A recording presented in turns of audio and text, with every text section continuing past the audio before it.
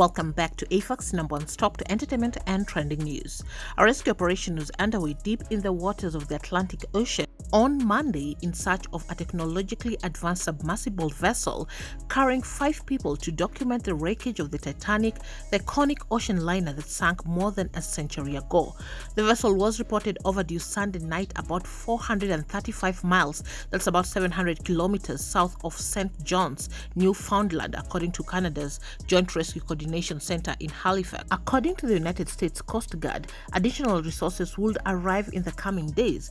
They put out it is a remote area and it is a challenge to conduct a search in that remote area, but we are deploying all available assets to make sure we can locate the craft and rescue the people on board. According to the Coast Guard, the craft submerged Sunday morning and its support vessel, the Canadian research icebreaker Polar Prince, lost contact with it about an hour and 40 minutes later.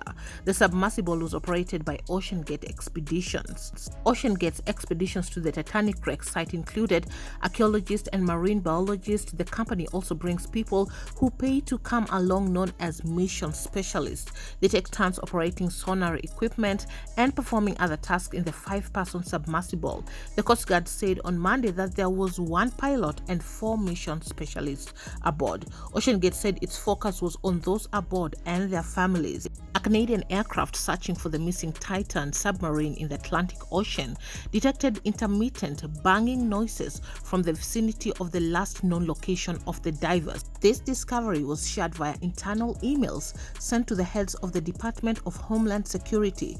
The crew searching for the missing sub had banging sounds every 30 minutes on Tuesday and again 4 hours later after additional sonar devices were deployed. CEO and founder of OceanGate Expeditions Stockton Rush, British billionaire explorer Hamish Harding, renowned French diver Paul Henry, and Pakistani businessman Shahzada Dawood and his 19-year-old son Suleiman Dawood are on the OceanGate Expedition submersible Titan. What we do know right now is that the Titan is equipped with a 4-day emergency oxygen supply. It is estimated that the 5 missing passengers have just 24 hours of oxygen supply left inside the vessel. Now, many people are asking, is there an emergency? Can they get out of the submarine? Well, a journalist who traveled on the same submersible that has gone missing described how it was cobbled together from abandoned pipes and driven by a games console controller.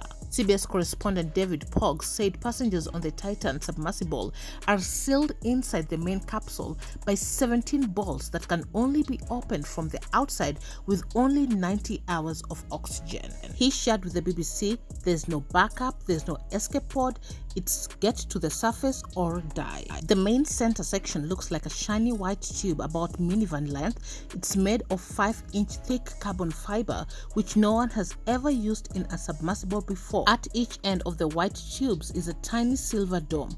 The front end cap has a 22-inch round window made of 7-inch thick plexiglass so you can see out. When you get to the bottom of the ocean, that's your view of the Titanic. If you have to go to the bathroom, you can crawl into the window end of the sub and hang up a black cloth for privacy. There's 1-foot square box on the floor that contains Ziploc bags. There are a couple of touchscreen PC monitors on the floor of the sub, but there are no controls. The multi-million sub is controlled with a games controller. The vessel is controlled by a reinforced PlayStation controller, though it doesn't have a GPS system and is guided by text messages sent by a team above water. Naval experts say the Titanic wreckage is in such a position that it will be a difficult recovery mission. Former Rear Admiral Chris Parry said, "It is very worrying. It could have become entangled in the wreckage of Titanic. We don't know yet. The wreck site is a long way from anywhere. The only hope one has is that the mothership will have a standby craft that can investigate immediately what is going on." Meanwhile, Titanic expedition leader G. Michael Harris believes the victims in the vessel have already met their fates a lot sooner. Putting out out what situation is, something happened to the hull, and our fear is it imploded at around 3,200 meters. When asked if there was anything the Navy could do at the moment, Harris directly responded, "No, I don't see anything that can happen at this point. When you are talking 6,000 pounds per square inch, it is a dangerous environment. More people have been to outer space than this depth of the ocean." Since 2019, the company has offered tourists the chance to explore the Titanic's wreckage more than 2 miles below the ocean surface off the coast of Canada at $250,000 per ticket. The Titan usually operates with one chief pilot, 3 crew members, and then the tourists who pay for the daredevil adventure. So at this moment, it's a race against time to locate the tourist submersible. We're up to date. Thanks so much for watching. Subscribe if you haven't. For this more updates, hit the notification bell so you're notified once you have any new uploads. In case there's any update on this story, definitely I'll bring it right here. I will catch you on the next one. Bye-bye.